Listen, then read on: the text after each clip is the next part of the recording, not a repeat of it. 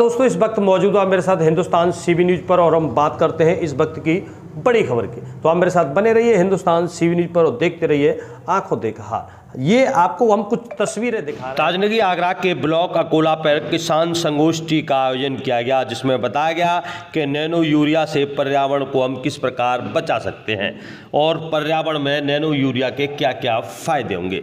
जी हाँ दोस्तों, ताजनगरी आगरा के आगरा जगने रोड स्थित ब्लॉक अकोला में एक कार्यशाला का आयोजन किया गया। कार्यशाला में नैनो यूरिया और नैनो डीएपी के प्रयोग में किसान भाइयों को बताया गया कि पर्यावरण से किस प्रकार लाभ होगा, वहीं इसके प्रयोग से किसान भाई किस प्रकार अपनी अच्छी उपज पैदा कर सकते हैं। कार्यक्रम के उद्घाटन में विकास खंड अधिकारी अकोला सुष्मिता यादव ने अपने संबोधन में किसानों को नैनो यूरिया और नैनो डीएपी प्रयोग करने की भी सलाह दी और इफ्को द्वारा किए जा रहे कार्यक्रम की उन्होंने सराहना भी की। एडीसीओ सदर अनुपमा सिंह चौहान द्वारा देखिए किस प्रकार ब्लॉक अकोला में सहकारी समिति द्वारा किए जा रहे कार्यों और इफ्को द्वारा किए गए कार्यों को किसानों को विस्तार से बताया। ब्लॉक अकोला में सहकारी समितियों की खाद आपूर्ति को लेकर किसानों को आश्वस्त किया गया। कार्यशाला में उप महाप्रबंधक इफ्को आगरा शैलेश कुमार सिंह द्वारा इफ्को नैनो यूरिया व नैनो डीएपी के लाभ किसानों को और सहकारी समिति के सम्मानित प्रतिनिधियों को बताए गए। उन्होंने बताया कि किसान अगर नैनो यूरिया व नैनो डीएपी का प्रयोग कर अपनी फसलों का उत्पादन बढ़ा सकते हैं तो उन्हें लागत कम लगानी पड़ेगी और फ़ायदा अधिक होगा। वहीं गोपाल सिंह एसएफए इफ्को द्वारा देखिए किस प्रकार किसानों को बताया गया कि नैनो यूरिया और नैनो डीएपी का प्रयोग अगर आप विधि विस्तार पूर्वक करेंगे तो आपको अवश्य लाभ होगा। उन्होंने बताया कि नैनो यूरिया व नैनो डीएपी का लाभ अधिक से अधिक करें जिससे कि किसानों को फ़ायदा हो और नैनो यूरिया नैनो डीएपी को ले जाना भी बहुत आसान है। उन्होंने बताया कि इसकी बोतलें होती हैं जिसे हम आसानी से ले जा सकते हैं और हमें कोई खर्चा भी नहीं उठाना पड़ेगा। इसके साथ साथ वह बोले यह नैनो यूरिया पर्यावरण हितैषी है। वहीं पारंपरिक यूरिया की नाइट्रोजन की मात्रा अधिक से अधिक पौधे में 30 से 35% ले पाते हैं, लेकिन नैनो यूरिया को पौधे 85 से 90% पौधे ग्रहण करते हैं। इसलिए नैनो यूरिया पर्यावरण हितैषी है और इसका प्रयोग करना चाहिए। मानव स्वास्थ्य के लिए यह वरदान साबित हो रहा है। कार्यक्रम के दौरान ग्राम प्रधान अकोला गंभीर सिंह, सचिव रामशरण, खचेर सिंह, सतेंद्र सिंह, गुड्डू चाहर सहित बड़ी संख्या में लोग मौजूद रहे और देखिए क्या कुछ बोले हैं यहाँ मौजूद जनप्रतिनिधि प्रधान और देखिए क्या कुछ कहना है किसानों का। किसानों ने भी अपनी बात रखी। साथ ही साथ आपको बता दें कि खबरों में बने रहने के लिए सब्सक्राइब करें हिंदुस्तान सीबी न्यूज़ और बने रहिए खबरों के साथ। तो जानती है नैनो यूरिया का उपयोग आप किस प्रकार कर सकते हैं, यहाँ पहुँचे अधिकारी सदर किस तरीके की कार्यशाला यहाँ पे किसान गोष्ठी का आयोजन किया गया है इफ्को द्वारा। नैनो यूरिया और नैनो डीएपी के फायदे और उनको कैसे प्रयोग करें, किसान भाइयों को अगर कोई समस्या है तो उनकी समस्याओं का समाधान करने के लिए नैनो डीएपी और नैनो यूरिया क्या दिक्कत है, क्या करना चाहिए? देखिए, भारत सरकार का उपक्रम है और उत्तर प्रदेश सरकार का।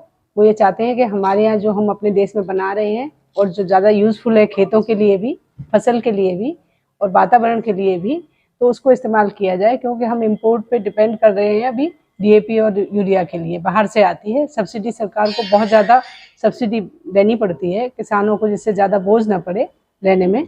तो सब्सिडी इसमें ये सस्ता भी है, सब्सिडी बाहर से नहीं आएगा तो देश में बन रहा है तो खर्चा भी कम होगा। सरकार का जो पैसा बचेगा वो जनहित में खर्च होगा और योजनाओं में। दूसरे हमें फ़ायदे भी हैं, मिट्टी के लिए भी, फसल के लिए भी, स्वास्थ्य के लिए भी। इसलिए इस कार्यशाला का आयोजन ब्लॉक टू ब्लॉक किया जा रहा है समितियों पे कि किसान भाई समझ सकें और उसको इस्तेमाल करना शुरू करें। अगर कोई उनको समस्या है तो वो अपनी समस्याओं का समाधान किसान गोष्ठी में आके कर सकते हैं। मैं एसके सिंह, डीजीएम इफ्को आगरा के पद पर कार्यरत हूँ और यहाँ पे भारत सरकार और उत्तर प्रदेश सरकार ने ये निर्देश दिए थे कि इफ्को के जो दो नए क्रांतिकारी जो दो प्रोडक्ट नए लॉन्च हुए हैं, नैनो यूरिया और नैनो डीएपी, इसके बारे में ऐसी सूचना थी कि किसानों को इसका उपयोग या इसका सही ढंग से उपयोग नहीं है, तो आप ब्लॉक स्तरीय बैठकें करके समिति और उसके साथ जुड़े हुए किसानों से इसका पूरा उसकी जानकारी दें, जिससे उनको प्रयोग में आसानी हो।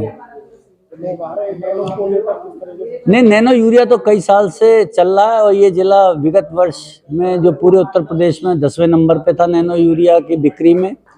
लेकिन कुछ किसान भाइयों का कहना था कि उसका प्रयोग या तो उन्होंने सही ढंग से नहीं किया या उनको ये था कि सही इसका रिजल्ट नहीं आ रहा। तो अब हम उनको वैज्ञानिक तरीके से कैसे इसका उपयोग कर सकते हैं, आप अपनी उपज बढ़ा सकते हैं, उसके बारे में यहाँ आज पूरी जानकारी दी गई। मैं गोपाल सिंह, इफ्को SFA आगरा। यहाँ विकास खंड कार्यालय में एक कार्यक्रम का आयोजन, विकास खंड परिसर में कार्यालय का कार्यक्रम का आयोजन किया गया, जिसमें सहकारी समितियों से सम्मानित प्रतिनिधि और किसान भाइयों ने भाग लिया। कार्यक्रम में इफ्को के नए उत्पाद नैनो यूरिया और नैनो DAP के बारे में विस्तार से चर्चा की गई। कार्यक्रम में किसानों को बताया गया कि नैनो यूरिया के और नैनो DAP के क्या क्या फायदे हैं, किस तरीके से प्रयोग करना है। हम पारंपरिक यूरिया को हम लगाते आ रहे हैं, जिससे मृदा की दशा खराब हो रही है और जल प्रदूषण, वायु प्रदूषण, जिससे हानिकारक प्रभाव मानव स्वास्थ्य पर गंभीर परिणाम देखने को मिलते हैं। अपने किसान मित्र जो होते हैं उनकी भी संख्या जमीन में शून्य रह गई है।